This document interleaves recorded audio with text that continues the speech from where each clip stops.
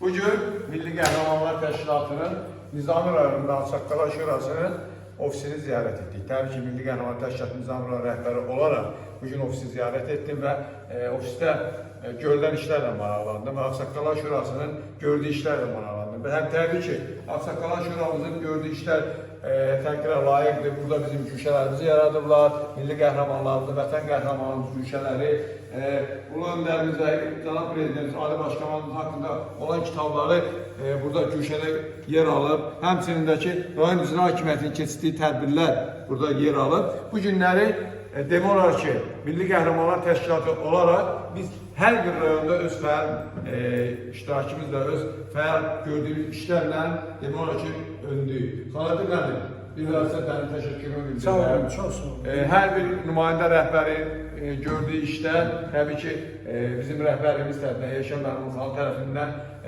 qiymətləndirilir.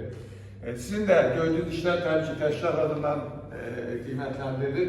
İnşallah biz gələn dəfə bura gəldikdə yeni bir güşələrlə rastlaşacağıq. Çünki burada deyəsən bu hissədə olur da. Biz ki, bu hissədə Nizami Milli Qəhrəmanlar güşəsi yerləşdiriləcək. Düzdür, ofisimiz balaca olsa da, amma ürəyimiz genişdir. Hər bizə təşəkkür edirəm. Bu günlər burada Milli Qəhrəmanlar Təşkilatı Nizami heyəti iştirak edir. Nərmin xanım, Məhəmməd müəllim, Zöhür müəllim, Vətən Qəhrəmanları Təşkilatından iştirak edirlər. Əziz müəllim buradadır. Həmçinin bizim gənc gücümüz var burada. Xalid bəy, xoş gəlmişsiniz Xalid bəy. İnşallah sizə uğurlar arzulayıram. İşlərinizdə bax belə fəal olun. Sağ olun. Təbrik edirəm sizləri. Çox gözəldir, çox təkrar layiqdir ki, belə işlər görürsünüz. Xahiş edirəm, Ali Başkomandanla Ulu Öndərin marifətində yuxarı hissədən oradan burasınız. İnşallah gələn dəfədə gəldiyimiz vaxt yeni bir yenilikləri görəcəyik burada. Milli Qəhrəmanların logosu, Milli Qəhrəmanların logosu da var burada.